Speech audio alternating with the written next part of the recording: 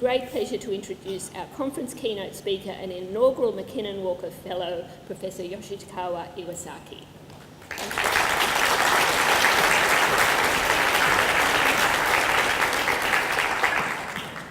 So thank you so much for kindly inviting me to a Global Challenges conference at the University of Wollongong. And I have been looking forward to this visit all the way from Canada, although I admit it was a very long flight from the other side of the planet. So let me begin with asking some question. I think, I don't know, we have lots of people in this room, but how many of you have been to Canada before? Can be, oh, that's impressive. Okay, how many have been to Western Canada? Western part of Canada? All right, central part, including Toronto. All right, Eastern Canada, Nova Scotia. Okay, that's good. I didn't expect, that's so impressive. All right, I have another question about Australia and Canada. In terms of the size of the countries between two countries, which of the two is bigger than the other? In terms of size, just mass of the country. Is that Canada is bigger than Australia, or Australia bigger than Canada? Canada? Australia. Okay, that's only one Australia. Okay, Australia is the sixth largest country on the planet. Canada is second. So Canada won. All right, do you know which country is the biggest in the world? Who said Russia? Yes, Russia, that's right. Russia, Canada. Who's number 3? Someone said China, others said US. Which one is bigger? China. China is number 3. US is number 4. Do you know which country is number 5? New Zealand. You are so optimistic. Well, I don't know, friendly to New Zealanders. Okay, number 5 is Brazil. So anyway, Canada won in terms of size. How about populations? How many people living in Australia? Yeah, 24 million. Do you know the population of Canada, Canadians? 35. Yeah, 36. So, yeah, so Canada won again. All right, so... In terms of temperature, Climate? yeah. What's warmer? Oh, we lost. Yeah, weather, yes, of course. Anyway, all right, so I'm very delighted and very privileged to be part of this Global Challenges Conference, which illustrates the commitment and the innovation of this university to deal with issues that are important for people. Because I'm currently working at the University of Alberta, and recently we completed the institutional strategic plan. And as you see from the slide, the title of our institutional strategic plan is called For the Public Good, because university is located and also operate within the community. So we have accountability. We are accountable. We are accountable for meeting the needs of our communities. And transforming vulnerability is one of the key components for advancing the public good. So I would like to congratulate the conference planning committee for organizing this great, amazing conference. Now, the topic for this afternoon is transforming vulnerable lives through meaning making, importance of regional recreation. And the focus here is to talk about the importance and significance of regional recreation on meaning making, particularly for vulnerable or marginalized population groups that include people with disabilities and youth at risk of a multitude of challenges in life, such as poverty, homelessness, addictions, and mental health issues. So one of the key concepts for my presentation this afternoon is, of course, meaning making. And you can see the definition there. Meaning making refers to the process by which person derives meaning from activity to find the purpose of life and make sense of one's life. So finding a purpose of life and also pursuing meaningful life is important for all of us because that's a human's natural instinct. And research has shown that research can promote this meaning-making process. So meaningful engagement with life is important for all of us, which can be informed by the scholarship of engagement. So as I mentioned earlier, I work at the Faculty of Extension at the University of Alberta, and all we do is about engaging people.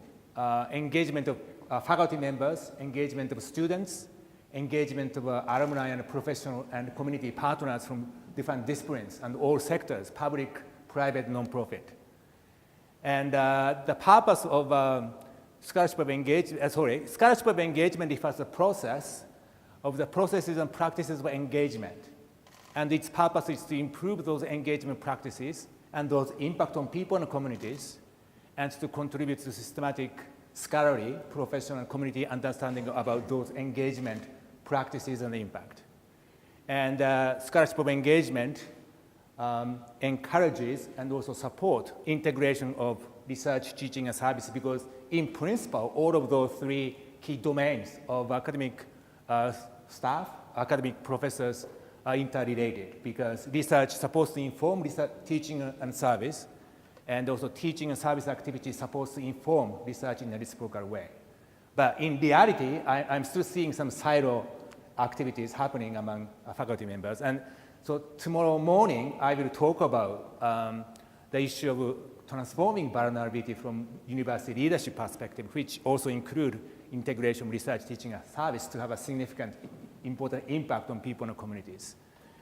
And today's talk is about role of region recreation engagement as one of the key elements of meaningful enriching life. So another key concept for my presentation this afternoon is region recreation. And some people may not understand what these terms means. So these are just one of the typical definition of region recreation. So leisure can be defined as freely chosen, non-obligated, and intrinsically motivated engagement. Whereas recreation has elements of leisure, but it's also, that is more structured. Recreation is more structured, for example, through organized sports or community-based art or cultural programs. And research has shown that recreation leisure is important for people, including people who are called vulnerable or who face a lot of issues, such as people with disabilities and youth at risk. And as I mentioned earlier, I completed a PhD in recreation and leisure studies at University of Waterloo in Ontario in 1998. And since then, for over 20 years, I have done a lot of research through working with partners about role of leisure, particularly role of leisure in meaning making recently. And before that, I have done research about role of leisure in coping with stress and healing from trauma with vulnerable population groups. And recently, our research team has done extensive review and synthesis of literature. And as a result, we came up with 5 key themes. 5 key themes of leisure-generated or leisure-induced meaningful engagement with life that explains, so this framework of leisure and meaning making has been published recently with a special issue of leisure in Journal of Positive Psychology. And you can access to journal website to download my paper. And today I'm going to briefly talk about each of those 5 key dimensions and also interconnectedness among those key themes. So first theme is joyful life. So joyful life involves regulation of emotions through either increasing positive emotions or suppressing negative emotions. And this notion is consistent with growth in positive psychology, which is characterized by mindfulness and savoring. And mindfulness and savoring involves regulation of emotions, and that include appreciating small pleasures.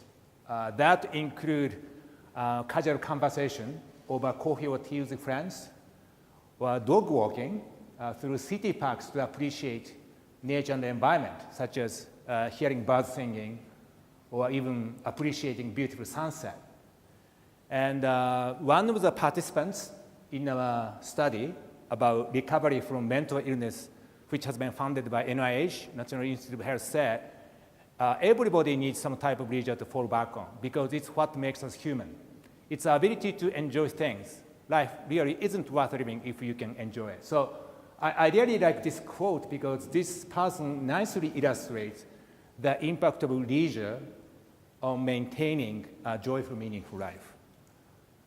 Now, personally, my favorite leisure activities include jogging and dog walking because these activities allow me to be immersed within nature anytime. For example, I can go out early in the morning when things are quiet. And I took these two pictures before I came here. And these are views from my home. So on the right, you can see a trail covered with snow around tree lines. So that's where I go for run and walk my dog. And on the left, you can see small hill. And I don't know, there is a... Okay. Oh, what am I doing? No. Sorry. Oh, okay, so where's the beam here? Oh, yeah, right here. There's a creek. Can you see the creek there? There's a creek behind the town tree. It's covered with snow. Oh, I have another question. We have wild animals in our neighborhood. Do you know what kind of wild animals we have in the neighborhood? Yes? Deer. Coyote? Yeah, coyote, that's right. So behind the bush, there's a coyote nest. So every night they scream. So coyote is one of them. And the deer. Bear? No bear. So we have coyote. What is another one? Another Canadian wild animal. Beaver, that's right. So we have beaver. So beaver, just destroy trees. And city people doesn't like them. And so these are just pictures which illustrate weather in Canada because 5 out of 12 months we are covered with snow. So it's so depressing. But it's nice to be here with a lot of sunshine. All right, so next, another theme of leisure meaning making is connected life. And a connected life refers to life with a holistic sense of meanings. So here we are talking about several dimensions of connectedness. So not only leisure provide opportunity for people to feel socially connected, but leisure also provide opportunity for people to feel connected spiritually and also culturally with the environment and nature. And one of the unique functions of leisure is that leisure can provide judgment-free space. So that notion is relevant to vulnerable populations, including homeless people and people with disabilities, because judgment-free leisure space maintains sensible ordinary life, feel connected to the community, but in a way that facilitates their power to be private. And I think Eri has done some research about self-determination, so that's what it means. And this judgment-free leisure space promotes this sensible connection that cut across private and public spaces. So therefore, it's important for us to look at leisure activities, both personal and social leisure activities, which cut across private and public spaces. So another dimension is a discovered life, which refers to a life demonstrating the unique talents and the characteristics of a person. So here we are talking about role of leisure in promoting identity, self and collective identity in terms of who we are, personally and collectively. And one of the participants in our recovery study said, creativity is a driving force and big outlet for me. That's always self-discovery in its own right. It comes from inside you somewhere, so you are discovering something new every time. So this person nicely described the role of creative leisure in promoting discovered life as a way to facilitate the meaning-making process. So another theme is composed life, which refers to life that is in control, collected, and self-contained. Because compared to other domains of life, such as work or employment, leisure provides less restrictive and more flexible and liberating opportunity to change or adjust the pace and tone of life. So this unique characteristic of leisure help people experience composed life. And one of the participants in our recovery study said, my leisure time keeps me out of trouble and keeps my mind focused.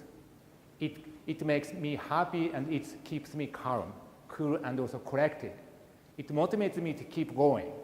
it keeps me stabilized and intact with everything. So I really like this quote because this person nicely illustrates the role of leisure in maintaining composed life through promoting calmness, focus, and also sense of control. So finally, empowered life is another dimension of role of leisure in meaning making that refers to life that is perceived to be emancipated and strengthened. So not only leisure provides opportunity for people to cope with stress and also heal from trauma, but leisure can also improve sense of resilience and transformation through leisure activities. So another person from our study said, leisure helps you, leisure stimulates you and helps you get through this recovery process. Life isn't always easy sometimes, but leisure makes you stronger, and I'm full of hope and empowerment, and I can give to generate hope to other people. So clearly, this person reminds us the importance of leisure in promoting sense of hope and empowerment. So those are 5 key themes that explain the role of leisure in meaning making. But I would like to add that it's important for us to pay attention to interconnections among all of those 5 themes. And this interconnectedness speaks about possibility of deriving multiple meanings from even single engagement activity. And on this slide and next slide, you see the examples. You see the example from empirical research, including qualitative, quantitative research, and also conceptual paper based on literature review and synthesis speak about interconnectedness among the themes. So those papers illustrate the different types of leisure activities as a means to promote meaning making. That range from social, creative, spiritual, cultural leisure to relaxing, rejuvenating activity, and also flow-like, high-intensity leisure activities. Now, in terms of implication to practice, I think this interconnectedness among 5 themes is a very important message for practitioners because this idea emphasizes the importance of paying attention to all types, many types of leisure activities, regardless of types, regardless of intensity. So in terms of application, I strongly believe that this literature-informed 5 key dimensions of role of leisure in meaning-making can be considered as a framework for meaning-focused practice that can include intervention with vulnerable group of people, such as people with disabilities and youth at risk.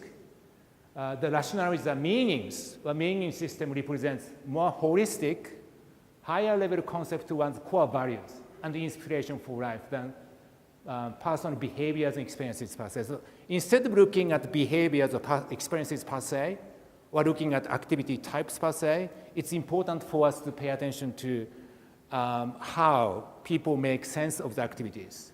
So that talks about importance of paying attention to meaning-making process facilitated by different types of leisure activities.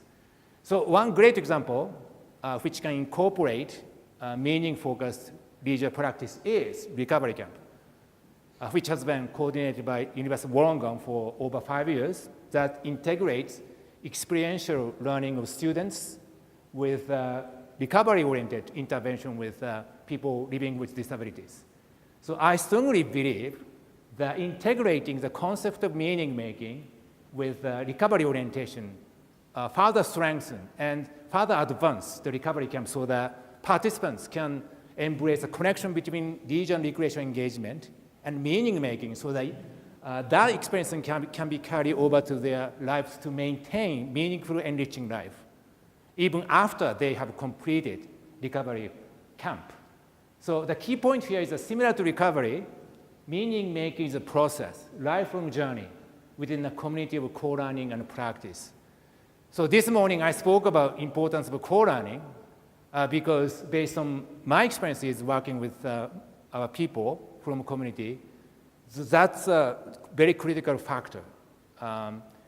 So I know that recovery camp has been introducing this co-learning process, but I would like to re-emphasize the importance of learning from people living in a community because we have to integrate university knowledge with community knowledge. So community knowledge includes people's lived experiences, and they have wisdom about their programs and also potential solutions to address those issues. So we have to be respectful to learn from those young people and people living in a community. And we can work together to co-develop, co-implement effective solutions from a more bottom-up, collaborative, empowering approach as opposed to top-down, prescriptive approach.